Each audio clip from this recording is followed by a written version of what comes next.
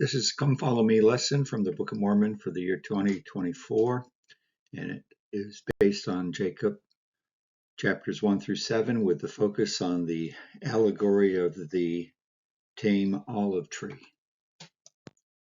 Zenos is a prophet that we don't know about in the Old Testament, but we learn about it in the Book of Mormon. So he says, "Hearken ye, O house of Israel, and hear the words of me, Zenos, a prophet of the Lord. For behold, thus saith the Lord, I will liken thee, O house of Israel, like unto a tame olive tree, which a man took and nourished in his vineyard.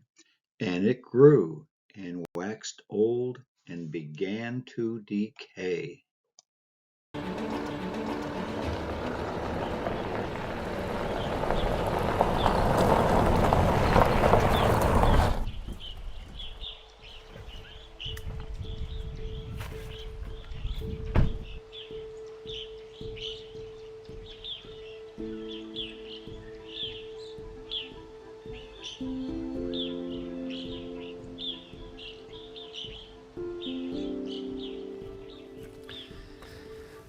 The Book of Mormon contains a rich and complex allegory about an olive tree. According to the text in Jacob 5, it was originally written by a now lost biblical prophet named Zenos, and was copied from an ancient record Lehi's family took with them from Jerusalem to the Promised Land of the Americas. The allegory uses an olive tree as a metaphor to describe the house of Israel and God's dealings with them. In the allegory, the master of the vineyard has a tree that's producing bad fruit. He doesn't want to lose the tree, and especially its roots, so he plans to save it by pruning and grafting its branches. Grafting is a process of fusing a branch from one tree to the stem or trunk of another. What results is a plant that has the best properties of both trees. In this allegory, the master of the vineyard prunes and grafts branches and even plants some in the nethermost part of the vineyard. As the allegory continues, we learn that in spite of the efforts of the vineyard master and his servant, the whole vineyard, all the trees, become corrupt. Looking at this allegory from a historical perspective, we see the scattering of Israel in such events as the Assyrian and Babylonian conquests of the Jewish diaspora, where they were carried away from the land of Israel. Within the Book of Mormon, we learn that Lehi and his seed were led away from Jerusalem because of the wickedness of its people. The Lord of the vineyard planted the Nephites and the Lamanites in a good spot of ground. Yet, in the end, wickedness prevailed, and the Nephite civilization was completely destroyed. The allegory says that the wild fruit of the last had overcome that part of the tree which brought forth good fruit, even that the branch had withered away and died. This branch that had good and bad fruit, the Nephites and Lamanites, eventually was fully corrupted. The vineyard master is saddened to lose his vineyard, and so plans for a final pruning and grafting of the scattered olive branches back into the main tree. In the Book of Mormon, the allegory of the olive tree was meant to teach and remind the house of Israel that God, the true master of the vineyard, remembers his covenants and promises he has made to his people, symbolized by the olive tree. Hello, Luis. Luis. Okay, very good. Scott here. We're, of course, at this amazing olive orchard called La Rion, and Luis is the owner and whatnot. This tree I see behind us here is roped off, and it looks fairly significant. What is the significance of this tree? How old is it? It is the oldest olive tree that we know about that is dated by scientific methods. To be honest, it's not a tree that is very strong. So could you, in theory, since it's not producing as much as you would like it to after 1,700 years, could you theoretically graft younger, newer, stronger branches into it and then see it produce more fruit? It could be done, but only from shoots from the lowest part of the tree. Recovering the upper part of the tree is very difficult. If we want the tree to recover and regain its vigor, its strength, it is better to create a tree starting from a new branch. In the end, the trunk is a sponge that absorbs the majority of the nutrients and the strength that the two trees have. It's amazingly similar to Jacob 5, what he's saying. Tell me how you nourish the trees. That's something that we find in this allegory is the master of the vineyard is nourishing the olive trees. The olive tree is basically fed by the roots in the soil. In the cultivating of olive trees, basically what we do is provide nutrients to the soil so they are available to the olive tree. For this, rain is very important. In the Book of Mormon, it talks about a tree, for example, being planted in a bad part of the vineyard, of the orchard, on bad soil. Would an olive tree grow in bad soil? And if so, what would be the difference between planting it in good soil? Let's see. It would definitely be a tree that would have less vegetation. It would be smaller. It would be less productive. But I think that if there is a tree that can adapt to bad soil, it is the olive tree. So you have, these are all obviously, I think, tame, cultivated olive trees.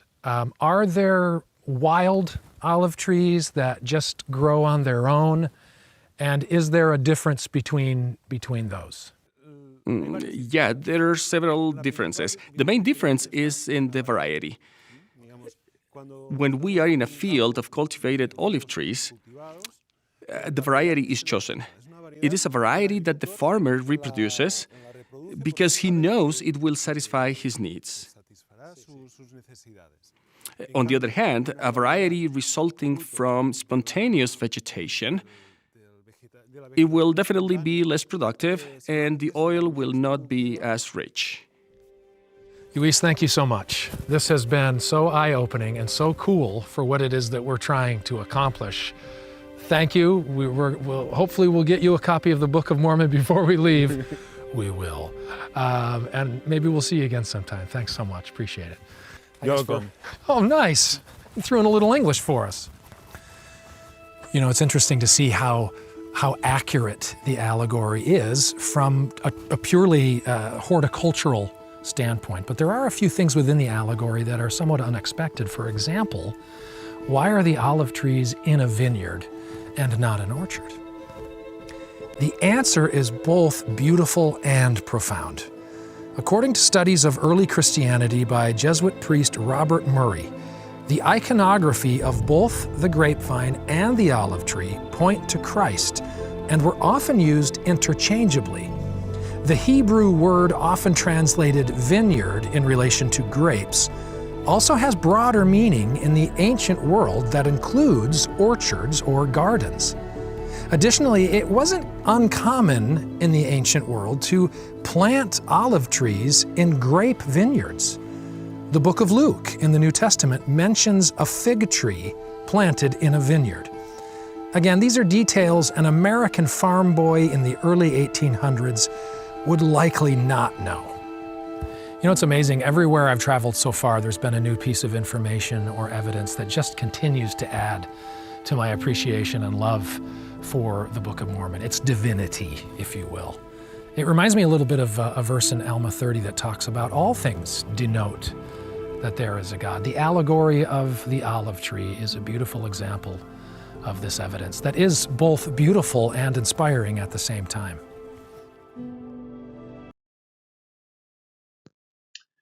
In the allegory of the Tame olive tree, there are specific symbols that have specific meanings. The vineyard is the world, or it's also referred to as the house of Israel. The master of the vineyard is Jesus Christ. Servants are the prophets and those called in the Lord's service. The wild olive tree are the Gentiles or non-Israelites. It also could mean the apostate Israel. A tame olive tree are those from the house of Israel. That means the Jews, the Nephites, Lamanites, and also the Gentiles that have been adopted in. The branches are the house of Israel, the Lord's covenant people. The fruit are the lives or the works of the people, whether they be good or bad. Cultivating means it's the work of the Lord with the people of the world. Transplanting are scattering of the groups of people. And grafting the branches means the spiritual gathering through conversion. In the allegory of the tame olive tree, the master of the vineyard visits several times, and there are specific meanings to each of these visits. The first visit, God saw that the tree, or the house of Israel, and its rulers, which are the main top of the tree, were in apostasy, so he sent his prophets to warn them of their breaking the covenant.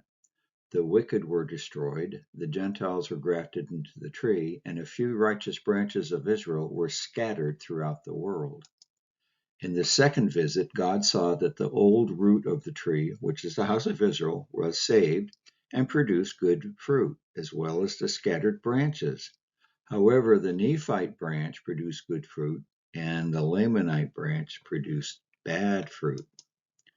In the third visit, God saw that the founding Christian church, made from the old root tree, and the grafted Gentiles had become corrupt, yet the roots were still viable. The natural branches that had been scattered, those of the house of Israel, became corrupted. In the fourth visit, God and his servants, the prophets and apostles, restored the fullness of the gospel, and they begin to gather in the house of Israel by missionary work throughout the world. As the righteous are gathered, the wicked are destroyed until no wickedness remains, ushering in the second coming of Christ. In the millennium, the righteousness lasts for 1,000 years, then wickedness again enters the world. God will separate the righteous from the wicked and cleanse the earth by fire. I will now highlight some of the scriptural passages that relate to these visits. So for the first visit, we can read, "And it came to pass that the master of the vineyard, who is Jesus Christ, went forth, and he saw that his olive tree, which is the house of Israel, began to decay." That is, they went into an apostasy. And he said, "I will prune it and dig it about and nourish it, that perhaps it may shoot forth young and tender branches, and it perish not." And it came to pass that he pruned it and digged about it and nourished it according to his word. And it came to pass that after many days it began to put forth somewhat a little young and tender branches. But behold, the main top, which are Israel's rulers, therefore began to perish. So in reading about the second visit, we can read from Jacob, chapter 5, the following passages. "And it came to pass that the Lord of the vineyard and also the servant went down into the vineyard to labor. And it came to pass that the servant said unto the master, Behold, look, here, behold the tree. And it came to pass that the Lord of the vineyard looked and beheld the tree in which the wild olive branches," that's the early Christian church, "had been grafted, and it had sprung forth and began to bear fruit. And he beheld that it was good, and the fruit thereof was like unto the natural fruit. He said unto the servant, Behold, the branches of the wild tree have taken hold of the moisture of the root thereof, that the root thereof hath brought forth much strength. And because of the much strength of the root thereof, the wild branches have brought fruit, tame fruit. Now, if we had not grafted in these branches, the tree thereof would have perished. And now behold, I shall lay up much fruit which the tree thereof hath brought forth, and the fruit thereof I shall lay up against the season unto mine own self. This is in verses 16 through 18. So I'll read some selected passages about the third visit.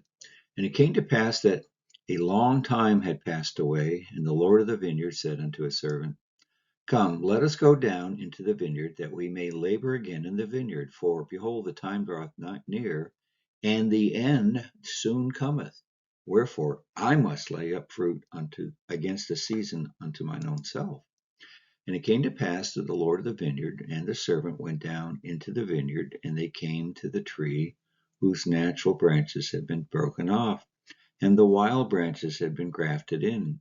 And behold, all sorts of fruit, that means different sects of Christendom, did cumber the tree. And it came to pass that the Lord of the vineyard did taste of the fruit, every sort according to its number. And the Lord of the vineyard said, Behold, this long time have we nourished this tree, and I have laid up unto myself against the season much fruit. But behold, this time it hath brought forth much fruit, and there is none of which is good. And behold, there are all kinds of bad fruit, and it profiteth me nothing, notwithstanding all our labor. That's in verses 29 through 31. Now the fourth visit will yield successful husbandry. And it came to pass that the Lord of the vineyard sent his servant, that's Joseph Smith Jr., and the servant went and did as the Lord commanded him, and brought other servants, and they were few. And the Lord of the vineyard said unto them, Go to and labor in the vineyard with your might, for behold, this is the last time that I will nourish my vineyard, for the end is nigh at hand, and the season speedily cometh. And if ye labor with your might with me, ye shall have joy in the fruit which I shall lay up unto myself against the time which will soon come. And it came to pass that the servants did go and labor with their mights. The Lord of the vineyard labored also with them, and they did obey the commandments of the Lord of the vineyard in all things. And there began to be the natural fruit again in the vineyard, and the natural branches, and I would say that that's the house of Joseph. That's mainly the house of Ephraim and Manasseh, the tribes of each of those of his sons, began to grow and thrive exceedingly. And the wild branches began to be plucked off and to be cast away. And they did keep the root and the top thereof equal, according to the strength thereof. And thus they labored with all diligence, according to the commandments of the Lord of the vineyard, even until the bad had been cast away out of the vineyard. And the Lord had preserved unto himself that the tree had become again the natural fruit, and they became like unto the old one body, and the fruits were equal. And the Lord of the vineyard had preserved unto himself the natural fruit, which the most precious unto him from the beginning. That's in verses 70, 74. So the last gathering will be the millennium.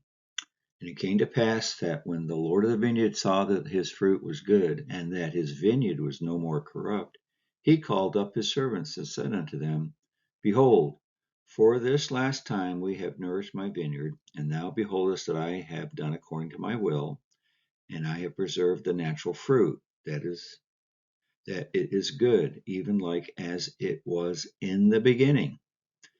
And blessed art thou, for because ye have been diligent in laboring in my vineyard, and have kept my commandments, and have brought unto me again the natural fruit, that my vineyard is no more corrupted, and the bad is cast away. Behold, ye shall have joy with me because of the fruit of my vineyard.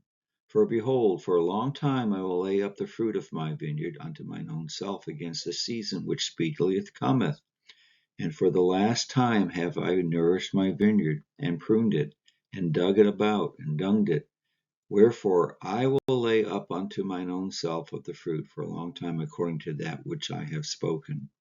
That's in verses 75 through 76. Jacob then goes on to prophesy about the allegory of the tame olive tree. He says the following, And now, behold, my brethren, as I said unto you that I would prophesy, behold, this is my prophecy, that these things which this prophet Zenos spake concerning the house of Israel, in which he likened them unto a tame olive tree, must surely come to pass. And the day that he shall set his hand again the second time to recover his people, that's referencing Isaiah 11:11, is the day, yea, even the last time that the servants of the Lord shall go forth in his power to nourish and prune his vineyard, and after that the end soon cometh. And how blessed are they who have labored diligently in his vineyard, and how cursed are they who shall be cast out into their own place, and the world shall be burned with fire. And how merciful is our God unto us, for he remembereth the house of Israel, both roots and branches, and he stretches forth his hands unto them all the day. He's cross-referencing Isaiah 65:2, long, and they are a stiff-necked and a gainsaying people, but as many as will not harden their hearts shall be saved in the kingdom of God. Spencer W. Kimball made this comment on developing spiritual roots. It seems that some among us have this problem. They want bountiful harvests, both spiritual and temporal, without developing the root system that will yield them. There are far too few who are willing to pay the price in discipline and work to cultivate hardy roots. Such cultivation should begin in our youth. Little did I know as a boy that daily chores in the garden, feeding the cattle, carrying the water, chopping the wood, mending fences, and all the labor of a small farm was an important part of sending down roots before being called on to send out branches. I'm so grateful that my parents understood the relationship between roots and branches. Let us each cultivate deep roots so that we may secure the desired fruits of our welfare labors. And finally, President Joseph Fielding Smith said that the Allegory of the Zenos is one of the greatest parables ever recorded. He says the Allegory of Zenos, recorded by Jacob in chapter 5 of his book, is one of the greatest parables ever recorded. This parable in and of itself stamps the Book of Mormon with convincing truth. No mortal man, without the inspiration of the Lord, could have written such a parable. It is a pity that too many of those who read the Book of Mormon pass over and slight the truth which it conveys in relation to the history, scattering, and final gathering of Israel. And that's from his Answers to Gospel Questions that was compiled back in 1966. And I bear witness that the Book of Mormon truly is a true gift for us. Such an allegory with so much detail about the olive tree and its culture and propagation and grafting is such a rich, rich story and a parable that has multiple meanings for many periods of times in the dispensation of all of the times. And the fact that it could be done in such a quick 3-month period of translating the entire book from an ancient language into English is just another indication of the miracle the Book of Mormon truly is, and the gift and power that God gave to Joseph Smith to translate it by the use of the Urim and Thummim is truly remarkable and miraculous. I bear witness to this in the name of Jesus Christ.